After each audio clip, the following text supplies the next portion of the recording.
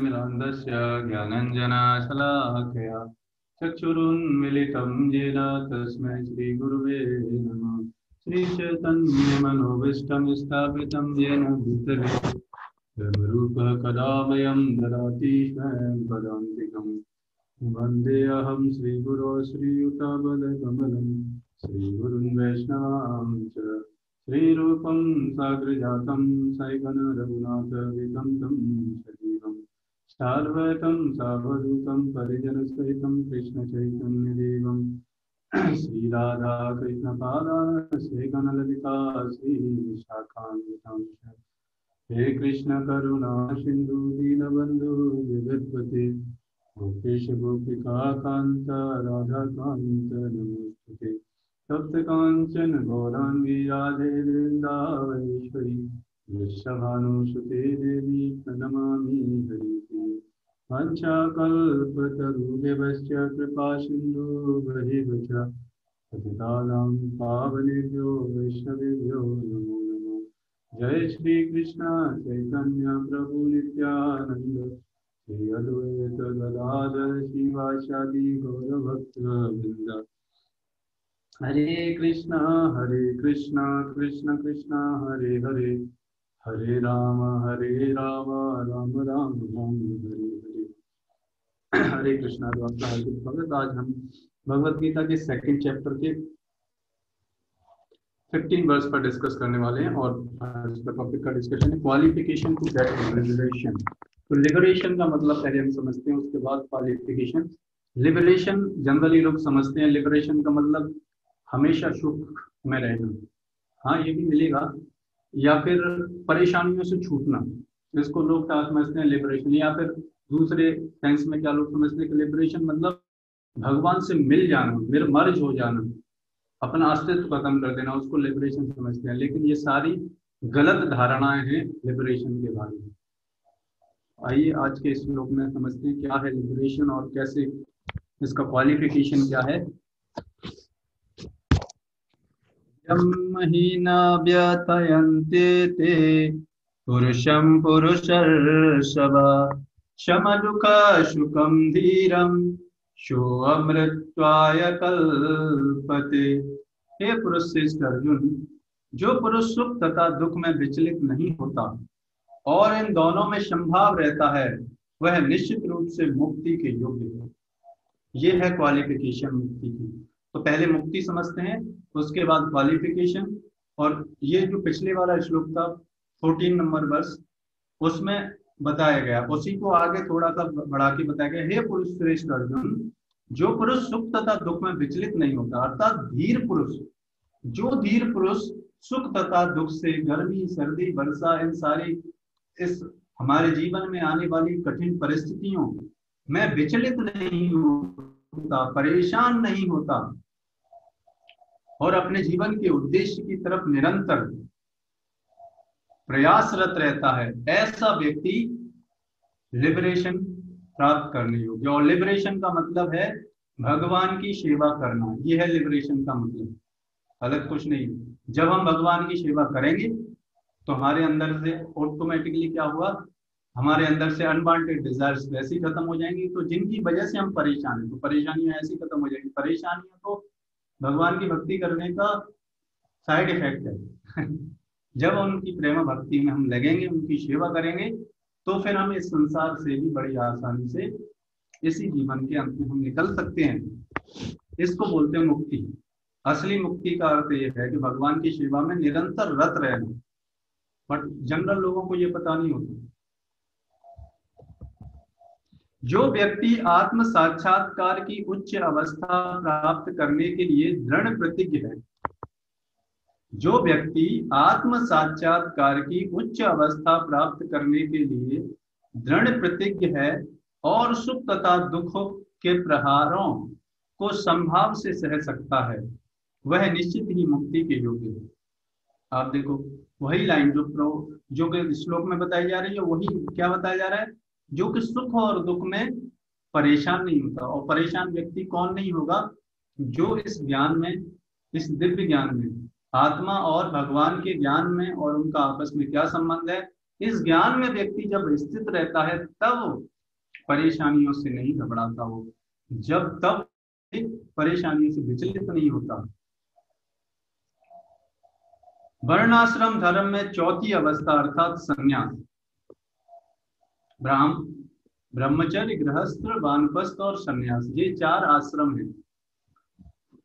पहले समाज 4 वर्ण तथा 4 आश्रमों में गुणों और कर्मों के आधार पर बटा होता था, जिसकी वजह से क्या होता था, भौतिक जीवन में भी बड़ी आसानी से जो भी फैसिलिटी थी शरीर को चलाने के लिए बड़ी आसानी से मिल जाती थी। लेकिन आजकल समाज में ये वर्गीकरण नहीं है। इसकी वजह से क्या है, हर काम हर व्यक्ति को करना पड़ता है, और उसकी वजह से क्या है, उसके पास समय ही नहीं है कि नहीं। किंतु जो अपने जीवन को सचमुच पूर्ण बनाना चाहता है, जो वास्तव में अपने जीवन को सफल बनाना चाहता है, वह समस्त कठिनाइयों के होते हुए भी संन्यास आश्रम अवश्य ग्रहण करता है। संन्यास आश्रम का मतलब है कि जो व्यक्ति का मन, वचन और कर्म से केवल भगवान की सेवा के बारे में ही कार्य करना सोचना, ऐसे व्यक्ति को सन्यासी कहा जाता है। ये कठिनाइयां पारिवारिक संबंध विच्छेद करने तथा पत्नी और संतान से संबंध तोड़ने के कारण उत्पन्न होती है।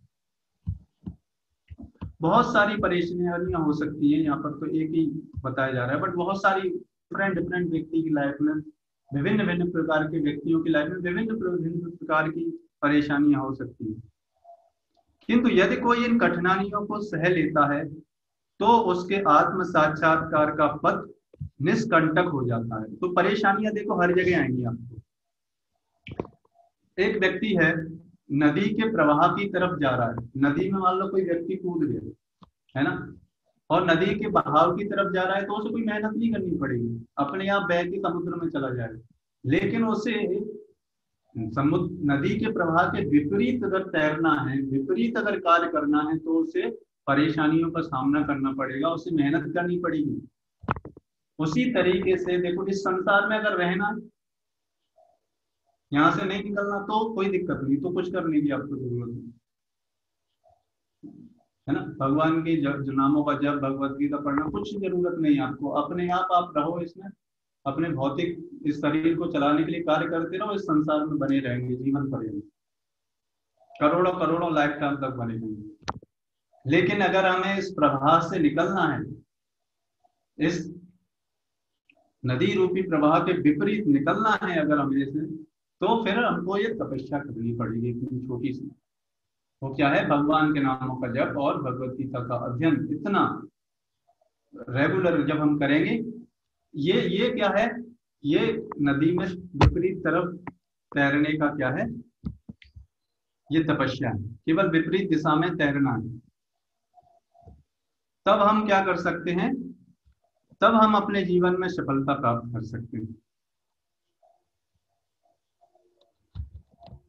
और क्या बताया जा रहा है, अतः अर्जुन को क्षत्रिय धर्म निर्वाह में दृढ़ रहने के लिए कहा जा रहा है। तो अर्जुन के लिए तपस्या क्या है, देखो अलग अलग व्यक्ति के लिए अलग अलग तपस्या हो सकती है। इसीलिए पर्टिकुलर व्यक्ति का अपना, आप देखो सिंपल सी बात है, हर व्यक्ति का, कोई डॉक्टर के पास जाता है तो अलग बीमारी है, अलग व्यक्ति का अलग सिम्टम होता है, अलग इम्यूनिटी सिस्टम होता है, तो अलग व्यक्ति को अलग तरीके की दवाई दी जाती है, एक ही बीमारी के लिए है, अलग डोज दी जाती है, अलग अलग चीजें बताई जाती हैं। उसी तरीके से इस संसार में हमारी आसक्तियां विभिन्न प्रकार के व्यक्तियों की विभिन्न प्रकार की हो सकती है। इसलिए विभिन्न प्रकार के व्यक्तियों को विभिन्न तरीके से इस आध्यात्मिक मार्ग पर ट्रेंड किया जाता है। इसलिए यहाँ पर अर्जुन के जीवन में क्या है, अर्जुन के जीवन में युद्ध करने के लिए क्या बोला जा रहा है, जो कि उसके लिए तपस्या थी, क्योंकि वो करना नहीं चाह रहे।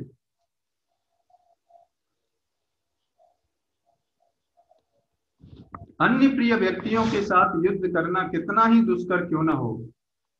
तो ये अर्जुन का क्या था, ये अर्जुन के लिए भक्ति थी, क्योंकि भगवान बोल रहे हैं, भगवान जो भी आदेश देते हैं उसको करना क्या बोलते हैं, उसको भक्ति बोलते हैं, बस सिंपल। और ऐसा करने से हम भगवान के पास चले जाएंगे, और कुछ करना नहीं अलग से।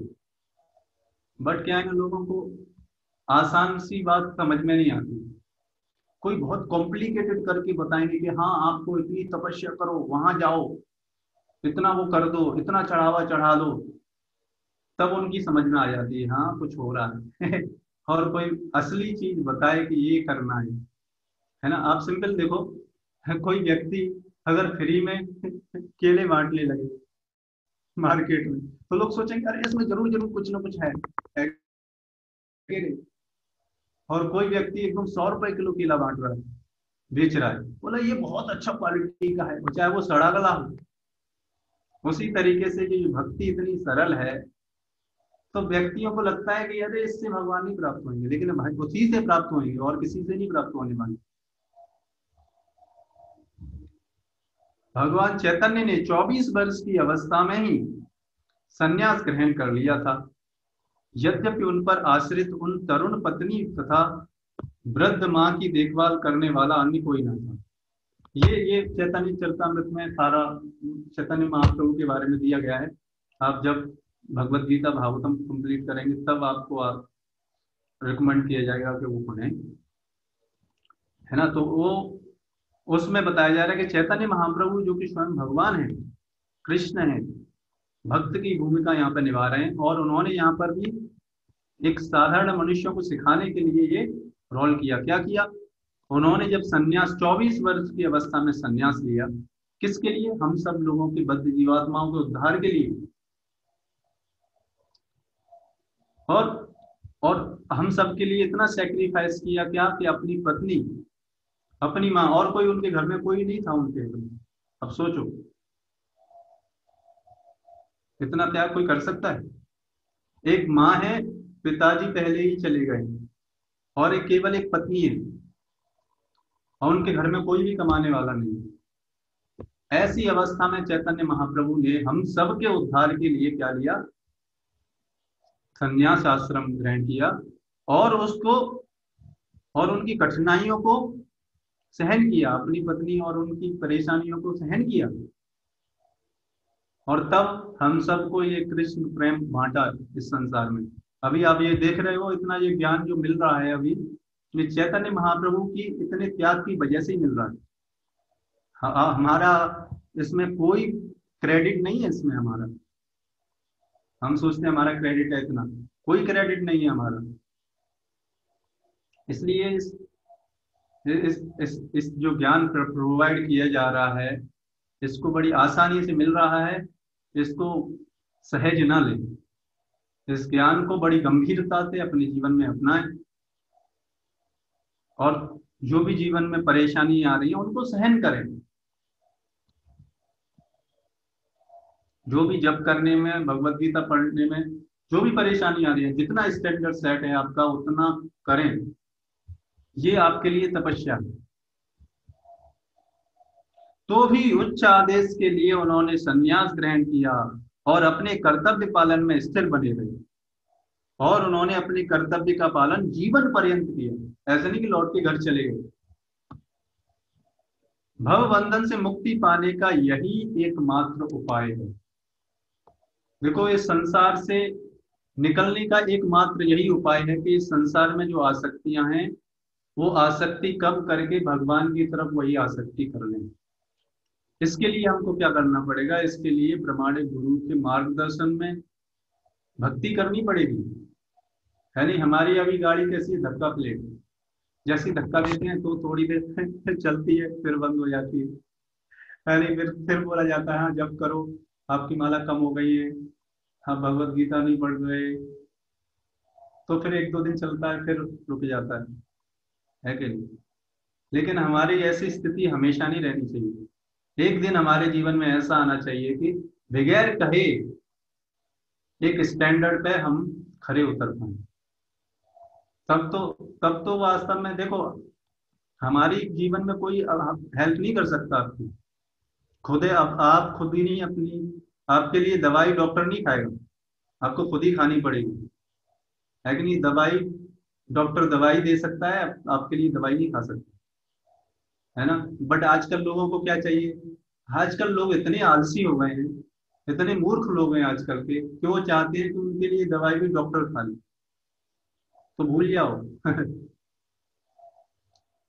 भूल जाओ कि आपकी बीमारी ठीक हो जाएगी, है ना।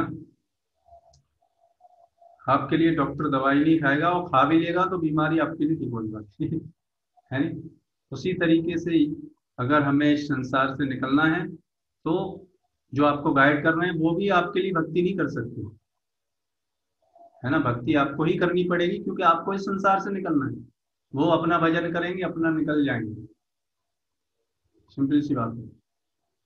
तो अगर हम अपने जीवन में भक्ति करेंगे तो हम निकल सकते हैं, सिंपल सी बात है। तो जो निकलना चाहते हैं उनके लिए ये सारा बताया जा रहा है, जो कर सकते हैं। ये नहीं कि 2 दिन हुआ, 3 दिन बाद फिर वही भक्ति 3 पास, ऐसे और बातें बड़ी बड़ी करते हैं कि हाँ हम भगवत धाम जाना चाहते हैं, भगवान से मिलना चाहते हैं, इस समाज का उद्धार करना चाहते हैं। अरे भैया, बातें बड़ी बड़ी मत करो, पहले छोटा काम कर लो। यानी छोटे छोटे काम तो होते नहीं, बातें बड़ी बड़ी करते हैं, है कि नहीं। तो ये क्वालिफिकेशन, छोटी सी क्वालिफिकेशन नहीं हम अर्जित कर सकते लिबरेशन प्राप्त करने के लिए। बताइए क्या है, वो है बस इतना सा कि रेगुलरली जप करना है, भगवत गीता पढ़ना है, बस इतना सा कार्य है जो कि हम नहीं कर सकते। बताओ इसमें कौन सा बड़ा तीर मारने वाली बात है। ये क्वालिफिकेशन है। और जो भी परेशानियां आ रही हैं उनसे लड़ना, और इस स्टैंडर्ड को रियली कायम रखना, ये हमारे लिए तपस्या है, और कोई अलग तपस्या नहीं है ना। तो ये क्वालिफिकेशन जब हमारे जीवन में आ जाएगी, तब हम उम्मीद कर सकते हैं वो मुक्ति प्राप्त करने की, नहीं तो भूल जाइए। तो ये क्वालिफिकेशन है मुक्ति प्राप्त करने का, और मुक्ति भगवान की सेवा करना ही मुक्ति है। और आइए आज के इस कलयुग वाले हमने सीरीज में जो आपको बता रहे थे बात, भागवतम के बारे में, स्कंद के दूसरे अध्याय के 38वें श्लोक में सुखदेव गोस्वामी परीक्षित महाराज को बता रहे हैं। क्या बता रहे हैं आगे? तावेहत्य कलेरन्ते वासुदेवानुसेचितो वर्णाश्रमयुतं धर्मं पूर्ववत् प्रत्ययेष्यतः। कलयुग के अंत में ये दोनों राजा ही कलयुग के अंत में ये दोनों ही राजा भगवान वासुदेव का आदेश पाकर मानव समाज में लौट आएंगे। कौन? जो पिछले श्लोक में कल बताया था, मरु और शांतनु के जो भाई हैं, वो कलाप ग्राम में अभी भी रह रहे हैं, और वो कलयुग के अंत तक रहेंगे वहां पर।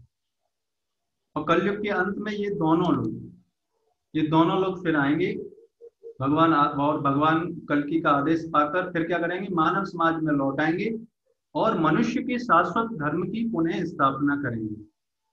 और उसके बाद फिर क्या होगा? फिर जो सत्युग स्टार्ट होगा, उसके सत्युग के लिए फिर सारी चीजें डेवलप होंगी। जैसे अभी कलयुग के लिए डेवलप हो रही ना मशीनरी सिस्टम सत्युग में नहीं काम करता सत्युग में लोग श्रुतिधारी होते हैं, तो वहां पे फिर उस समय के हिसाब से चीजें स्थापित करेंगे, जिसमें वर्ण तथा आश्रम का विभाजन पूर्वतः होगा। और फिर क्या होगा? सतयुग में ये 4 वर्ण और 4 आश्रमों का विभाजन अच्छी तरीके से रहता है, इसलिए इतनी समस्या सतयुग में नहीं रहती।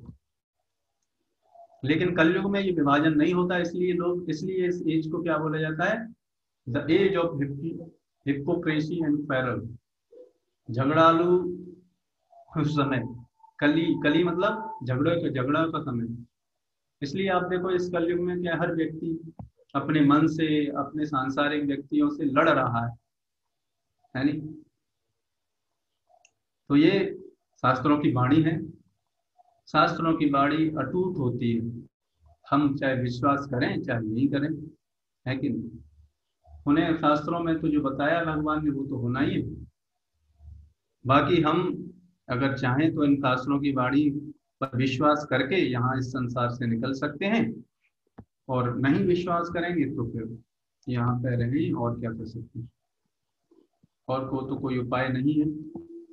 तो हम अपने इस भक्ति को अपने जीवन में रेगुलरली करते रहें इसी तरीके से, और जीवन पर्यंत इस स्टैंडर्ड को बनाए रखें, तो हम इस तो लिबरेशन जो बताया गया है, जो मुक्ति बताई गई है भगवान की प्रेमा भक्ति करके, हम इसी जीवन में भगवान के धाम को जा सकते हैं, हरे कृष्ण। और भी जानना चाहते हैं तो हमारा ग्रुप है जर्नी ऑफ सेल्फ डिस्कवरी, उस पर आप ज्वाइन कर सकते हैं और भी इस तरीके के सेशंस में आने के लिए, फिर और पर्सनल गाइडेंस के लिए, उसमें और ज़्यादा आप समझ सकते हैं इन सारी चीज़ों से, है ना। तो इस तरीके से हम इसको, आज के सेशन को हम यहीं पे विराम देते हैं।